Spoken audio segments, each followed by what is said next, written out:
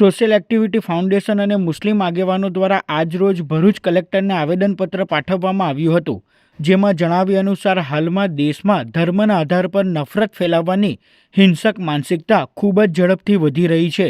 જે દેશની શાંતિ અને એકતા માટે ગંભીર ખતરો છે. ખાસ કરીને યતિ નરસિંહાનંદ નામના વ્યક્તિએ ઇસ્લામ ધર્મના મોહમ્મદ પૈગંબર અને સમગ્ર મુસ્લિમ સમુદાયને નિશાન બનાવીને અશ્લીલ, અપમાનજનક તેમજ વિદ્વેષભર્યા નિવેદનો આપ્યા છે,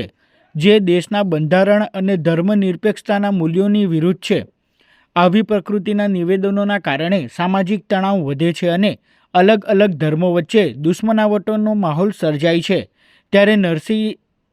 ત્યારે નરસિંહાનંદની ઘૃણાસભર પ્રવૃત્તિને કાનૂની રીતે રોકવા માટે કડક પગલાં ભરવાની માંગ કરવામાં આવી છે.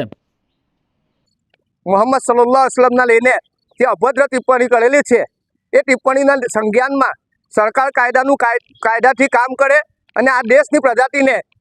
એવું બતાવવાનો પ્રયાસ કરે કે ખરેખર આ દેશની અંદર કાયદા વ્યવસ્થા જળવાયેલી છે અને કાયદાથી વિશ્વાસ બાકી રહે. તેના માટે સરકારી સિસ્ટમ કામ કરે અને ન્યાયની ગુહાર લઈને અમે અહીંયા આવેલા છે, કારણ કે આ દેશની અંદર જે વિશ્વાસ ખતમ થઈ રહેલો છે એ વિશ્વાસને જગાવવા માટે આ અમારો એક પ્રયાસ છે. કલેક્ટર શ્રી ભરૂચને અમારો આ મેમોરેન્ડમ છે. એના માટે ખરી કાર્યવાહી કરે અને કાયદા કાનૂનના બંધારણમાં જે કંઈ આવતા કાયદા કલમો હોય એનો ઉપયોગ કરી અને આવા કૃત્યો કરનારોને સખ્તથી સખ્ત સજા આપે, યા તો પછી એના જે કંઈ પ્રયાસો થતા હોય એ પ્રજા માટે બહેતરથી બહેતર અનુસંધાનને લઈને અને સંવિધાનના કાર્યક્રમને લઈને